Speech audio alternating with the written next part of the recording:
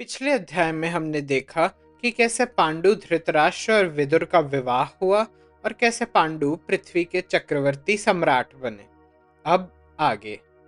एक बार महर्षि व्यास भूख प्यास और थकान से त्रस्त होकर हस्तिनापुर के राजभवन में पधारे।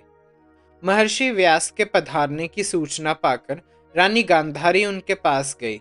वे महर्षि के लिए स्वादिष्ट पकवान और ढेर सारा जल लेकर आई और उनके पास गई तथा उनकी थकान दूर करने के लिए उनके पैर भी दबाए। इससे उनकी यात्रा की सारी थकान चली गई।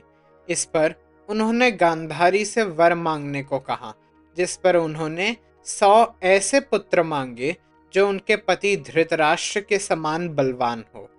जिस पर महर्षि व्यास ने उन्हें यही वरदान दिया। गांधारी ने गर्भ धारण तो किया, किंतु उसके साथ एक दुविधा थी।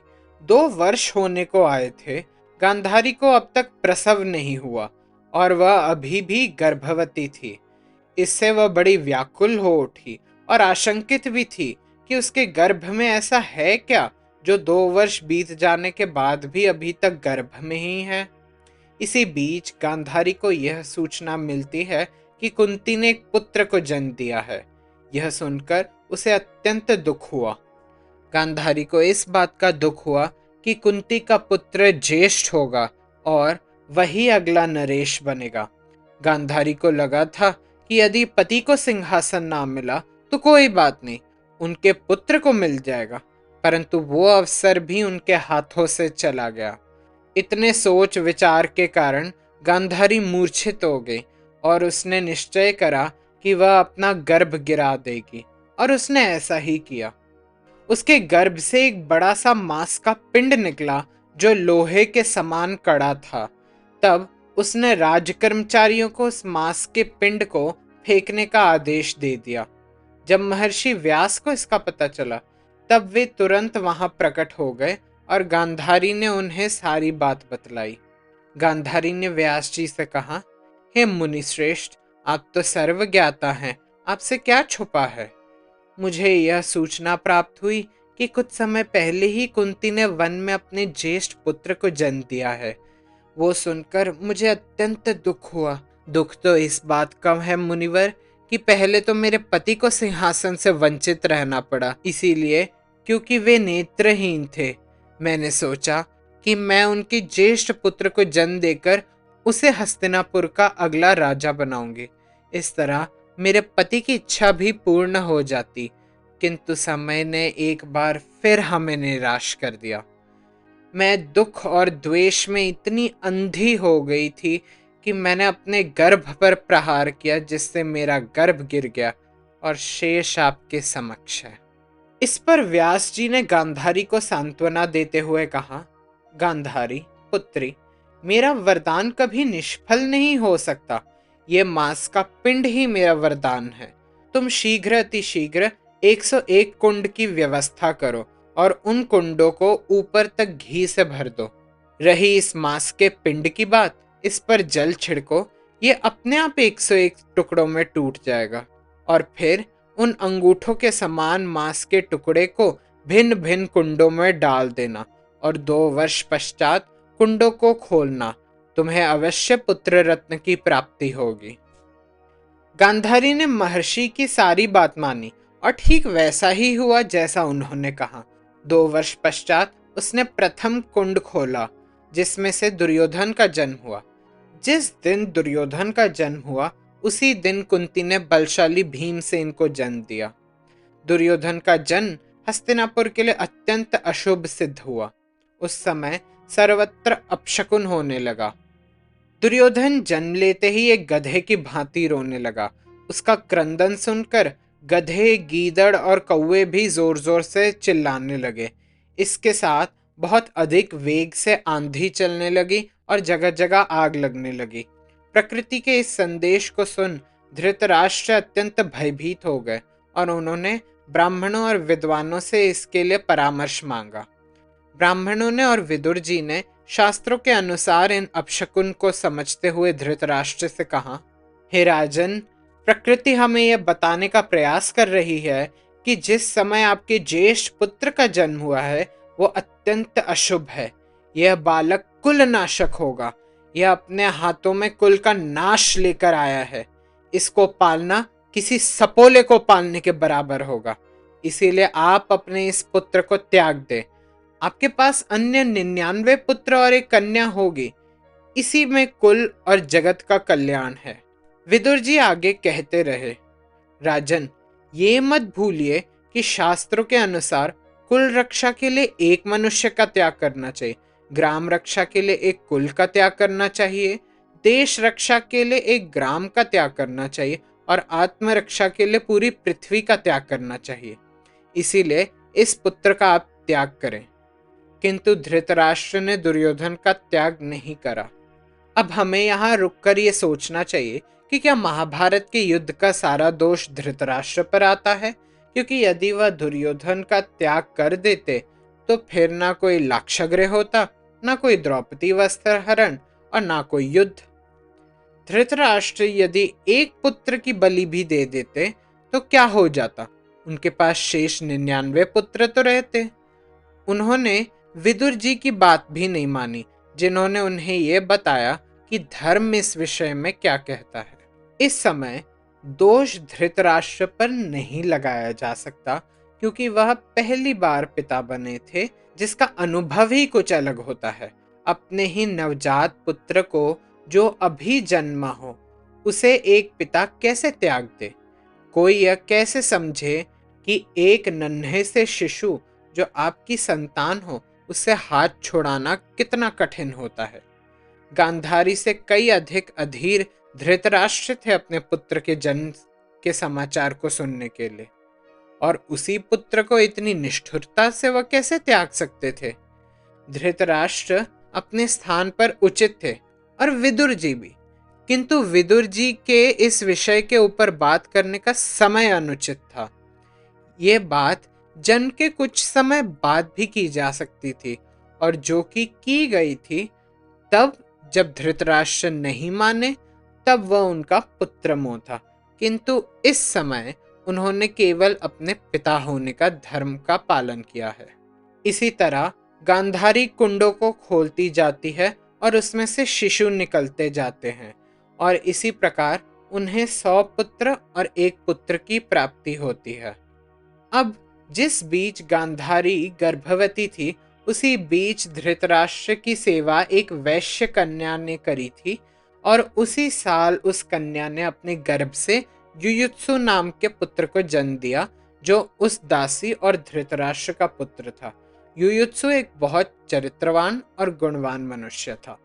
अब हम 101 कौरवों के नामावली पे आते हैं, जो क्रमशः ये हैं: दुर्योधन, दुशासन, दुस्सह, दुश्शल, जलसंध, साम, सह, विंद, अनुविंद, दूरदर्श, सुबाहु, दुष्प्रदर्शन, दुर्मर्शन, दुर्मुख, दुष्कर्ण, कर्ण, विविशांति, विकर्ण, शल, सत्व, सुलोचन, चित्र, उपचित्र, चित्राक्ष, चारुचित्र, शरासंध, दुर्मुद, दुर्विगह, विवित्सु, विकटानन, ऊर्नाभ, सुनाभ, नंद, उपनंद, चित्रबाण, चित्रवर्मा, सुवर्मा, दुर्विमोचन, अयोबाहु, महाबाहु, चित्रांग, चित्रकुंडल, भीमवेग, भीमबल, बालाकी, बलवर्धन, उग्रायुध, सुषेण, कुंडधार, महोदर, चित्रायुध, निशंगी, पाशी,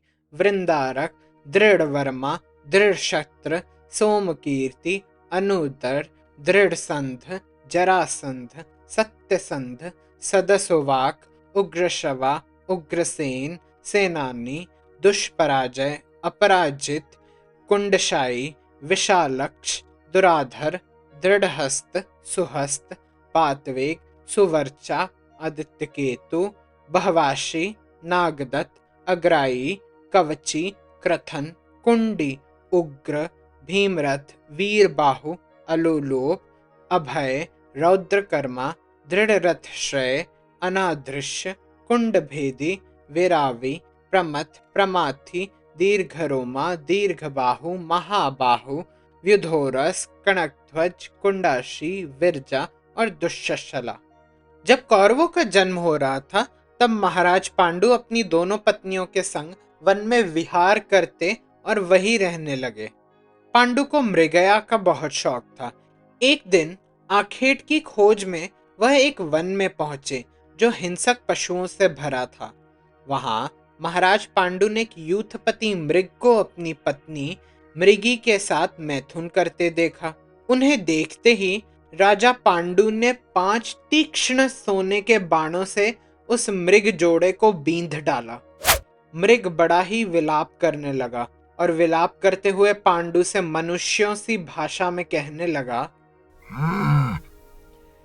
हे राजन, जो मनुष्य काम, क्रोध और लोभ से त्रस्त होते हैं तथा अनेक पापों में लिप्त रहते हैं, वे भी ऐसा नीच कर्म नहीं करते। तुम तो धर्मपरायण क्षत्रियों के यहाँ जन्मे हो, तुमने कैसे धर्म का त्याग कर दिया राजन? इस पर पांडु बोले, शत्रुओं के वध में जैसी वृत्ति बताई गई है वैसी ही वृत्ति मृगों के वध में भी मानी गई है। इसीलिए तुम्हें मेरी निंदा नहीं करनी चाहिए।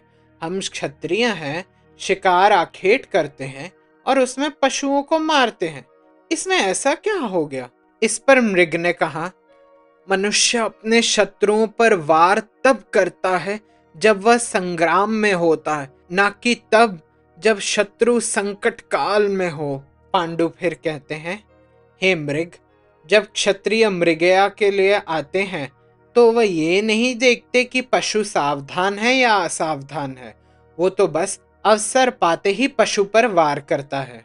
मृग ने इसका उत्तर देते हुए कहा, राजन, मुझे इस बात से कष्ट नहीं है कि तुमने मेरी हत्या क्यों करी। मैं तुम्हारी बात समझता हूँ, परंतु मैं जिस अवस्था में था उस अवस्था में तुम्हारा मेरे ऊपर बाण चलाना अनुचित था। तुम्हें मेरे मैथुन समाप्त करने तक की प्रतीक्षा कर लेनी चाहिए थी। संभोग से विश्व चलता है, ऐसे कर्म को कौन सा विवेकशील मनुष्य रोकेगा? राजन, धर्मानुसार अपने पूर्वजों का ऋण उतारने के लिए आपको संतान की उत्पत्ति करनी पड़ती है और मैं उसी के लिए अपनी पत्नी के साथ यहाँ समागम कर रहा था, किंतु आपने यूं बाण मारकर मेरे इस प्रयास को निष्फल कर दिया। महाराज, तुमने महान कुरुवंशियों के यहाँ जन्म लिया है, ऐसे कर्म करना तुम्हें शोभा नहीं देते। तुमने जो किया है वो अति निंदनीय कर्म है और इससे यश की हानि होती है। क्षत्रिय हो ना तुम, तो ऐसे पाप कर्म पर अंकुश लगाना चाहिए, पर यहाँ तुम इन्हीं में संलग्न हो रहे हो। इसके बाद मृग की कुछ ही सांसें बची थी। अपने अंतिम श्वास में कहने लगा, राजन, मैं किंदम नाम का तपस्वी हूँ। मनुष्य रूप में रहकर ऐसे कृत्य खुले में करने में मुझे लज्जा आ रही थी। इसीलिए मैंने और मेरी धर्मपत्नी ने मृग का वेश धारण करा। मैं प्रायः इसी वेश में घूमता रहता हूँ। मुझे मारने से आपको ब्रह्म हत्या का पाप तो नहीं लगेगा, क्योंकि आपको यह ज्ञात नहीं था कि मैं एक ऋषि हूँ, परंतु आपने मुझे जिस अवस्था में मारा है वो सर्वथा मारने के अनुपयुक्त थी। मैं आपको शाप देता हूँ।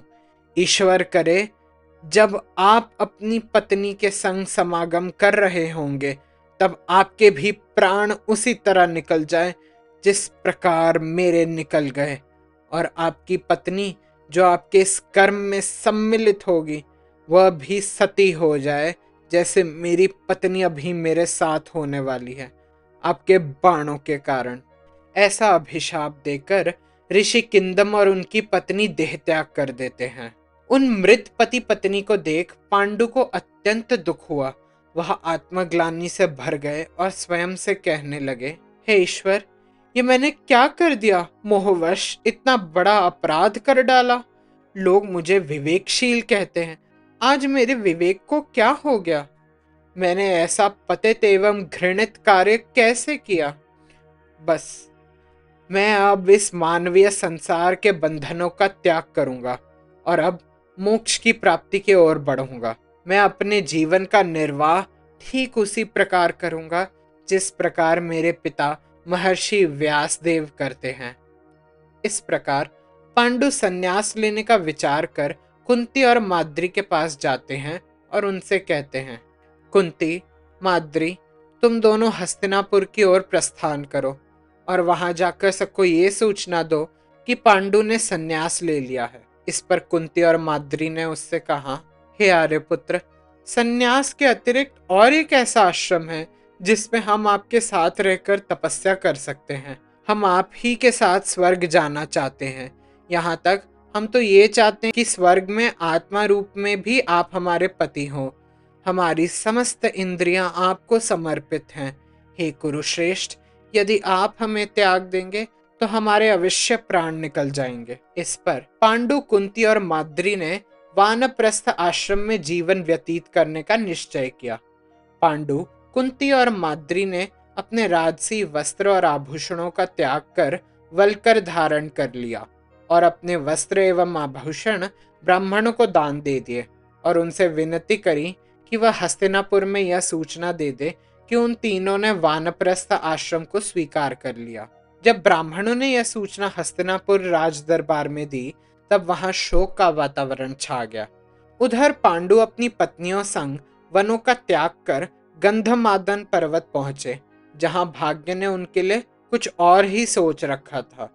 पर वह कथा अगले अध्याय में।